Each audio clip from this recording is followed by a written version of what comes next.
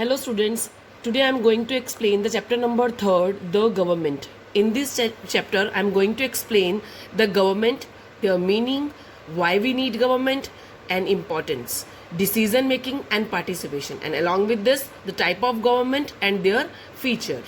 Since the time when the human began to lead a settled life, a need was felt to regulate the life of people. It was helpful in maintaining order among the people in the society.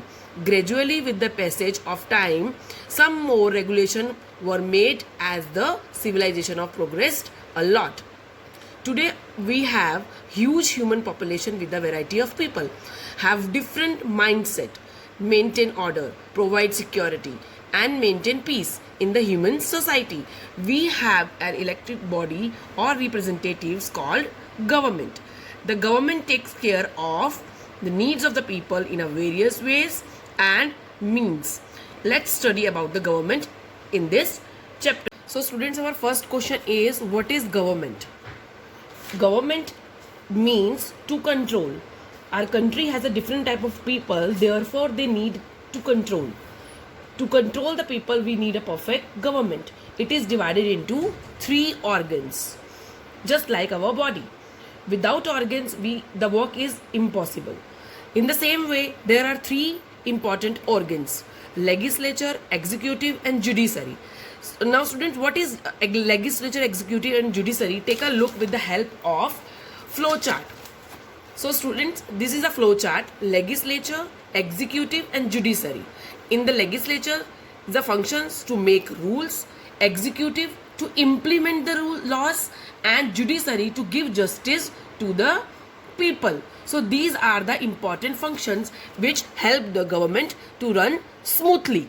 So our next question is need for the government. Why we need government? Student, we need government to maintain law and order, to supply services like water, electricity and many more, to construct road, railways, dam, etc. and many more. So these that is why we need government. So this is the now take a look for the functions. First function is to enact and enforce rules and regulations, to maintain law and order in the nation, to protect the life and property of the people, to provide electricity and water to the people, to run postal, roadways, airways and railway services, to control the market prices, to remove the poverty, unemployment, inequality and discrimination, to provide the necessary infrastructure like roads, school, hospitals, dam, etc., to maintain the good, friendly and peaceful relation with the neighboring countries, to provide the relief and aid to the people in the case of famine, drought, earthquake, cyclone or other natural calamities. The basic facility provided by the government for common people are called civic amenities. They include water supply, road, bridges, railways and roadways, etc. So these are the function of the government. So our next topic is decision making and participation. To see the participation here, the government is divided into 3 levels. So farming laws in the main function of the government. People in the democratic country like India participate in the making laws through their elected representatives. Participation of the citizen in the decision making process of the government is the foundation of any democratic country. Before making any policy, the government organizes debate in legislature. The views of the majority representatives become the collective decision and is acted by all. Participation of the people is very important factor for the smooth running of a democratic government. So students, there are various level of government: national level, state level and local self-government. There are 3 types of levels or 3 tiers of government. Take a look with the help of flow chart. 3 levels: local level, state level, central level. Local level at the town, at the village level like Gujarat and Rajasthan, etc. State level at the state level. Central level at the central level like Delhi. So students, these are 3 types of government, 3 types of level.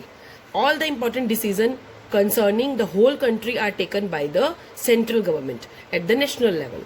Most of the decisions concerning the particular state like Assam, Maharashtra, etc. are taken by the concerned state government at the state level. Similarly, the most decisions concerning a city or a town or a village are taken by the local government. In this way, the government works in the coordination among themselves. All these governments draw their power and function from the constitution. They work in the definite shape sphere in the fluence to avoid any clash or confusion. The central government whilst most of the powers required to run such a vast country like India. So this is the various levels of government: local, state and central level. Now the student, our next question is different forms of government. There are three types of government: monarchy, dictatorship and democratic government. So these are the forms of government. Our first form of government is monarchy. In ancient and the medieval period of history, the monarchy or kingship was the most common form of the government, whereby a king or a queen formed the government. Monarchical form of government was strengthened by the divine rights theory, which considered kings to be representative of God on the earth. The monarch had the absolute right to take decisions. His word was considered as a law. It is a hereditary form of government in which the king or queen inherited the throne from their father or mother. Now the second is dictatorship. It is the form of government in which all the authority and power is enjoyed by the person who does not owe any responsibility towards the people. People do not have such rights. Instead, they simply follow the dictates of the dictator. Adolf Hitler was such an example of dictator. Now our third form of government is democratic government. Today, democratic government is the most popular form of government in the world. In the democratic setup, the representatives are elected by the people on the basis of universal adult franchise. The elect representative form the government. In this way, the people choose their government at the time of election. Thus, they are given the right to vote. Elections are held at the regular interval in the country. They enable to the people to choose their representatives who act on their behalf. This elected government is responsible for its acts towards people in the democratic system. The word democracy have been derived from the Greek word demokratia. Demo means people and kratia means rule. So the democracy is ruled by the people. India has a world's largest democracy. It drew its inspiration from the Britain, which is considered as the mother of all modern democracies. So students, these are the form of government. Take a look with the help of flowchart. These are the forms of government. Monarchy. One person is a head of the country. Example, Queen Elizabeth of Britain. Dictatorship. One person or a small group has absolute power. Example, Hitler or Napoleon. Democracy. The people have their authority to choose their governing. So these are the forms of government. Abraham Lincoln defined democracy as the government of the people, by the people and for the people. Hence, in a democracy, it is the people who give the power to the government to take decisions and enforce laws. If they are unhappy with its functioning, they can take back their support and even remove it from power. India is a democratic country. Democracy was established in India after a long struggle against the British government. There are other countries in the world who have struggled for democracy as their form of governance. Our next topic is right in democracy. What are the rights in democracy? People enjoy various types of freedom and rights in a democratic country. They have the right to express their views, profess the religious faith of their choice, and for that even criticize the government. The success of a democracy depends on the participation of alert and vigilant citizens. People constantly monitor the activities of the government. Thus, the government is accountable to the people. People do not rule directly in a government with the democratic government. Countries which are large in size often have a representative democracy in which people elect their representatives or leaders to legislature. These representatives in turn form the government, govern the country. In this type of democracy, a government based on majority is allowed to take important decisions on behalf of all the people and work for their welfare. In this system, the government is known as representative democracy. So students, what is representative democracy? Representative democracy means in which the people choose their representative to govern the people. So our next topic is universal adult franchise. Universal adult franchise means right to vote. India has only the country which got the right to vote immediately after the independence. So these days the government cannot call itself democratic if it is not allowed the right to vote or universal adult franchise to all its citizens at the time of election. It means that the right to vote is given to all adults without any discrimination. Discrimination means partiality. Women were given the voting rights much later than the men in the most countries. Traditionally, division of the labors within the families had been such that men were expected to go out of home and earn livelihood for the family, while the women were expected to look after the household affairs. It was also believed that since man had greater social interaction, they would be better informed about the affairs of the nation and hence more capable than women.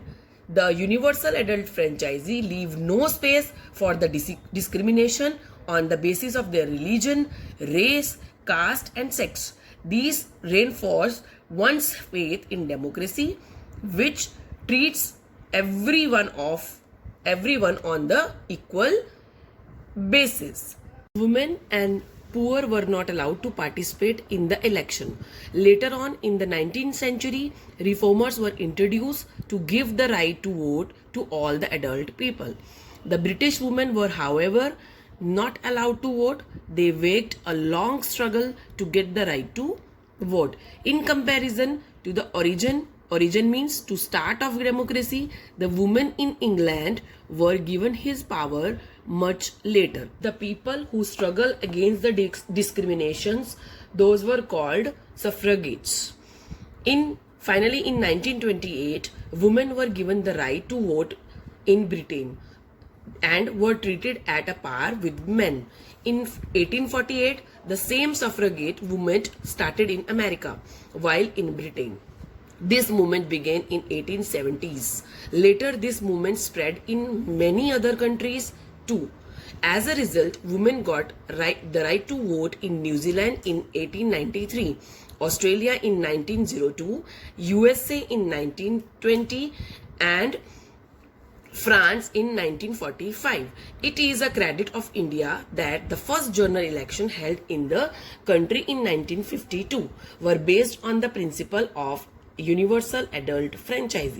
Today, women fight for greater representation in legislature. The basis of democracy is equality and universal adult franchise. truly adds meaning to concept of democracy. Countries like South Africa and USA faced racial discrimination or apartheid. The black people of any country were tortured and discriminated by the whites.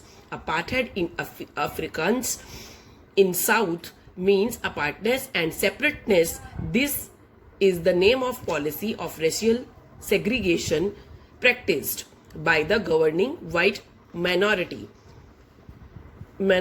population over the non-white majority population. The black people were denied the right to vote, to travel and mix up with the white people.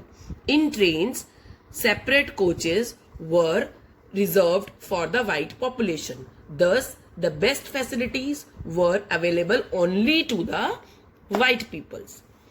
To fight against apartheid, Nelson Mandela, under the supervision of African National Congress, organized an anti-apartheid movement. After a long period, Mandela became the first black president of independent South Africa. The movement against apartheid brought in the true spirit in democracy. So student, this is our chapter number 3, government. Hope you all will understood this.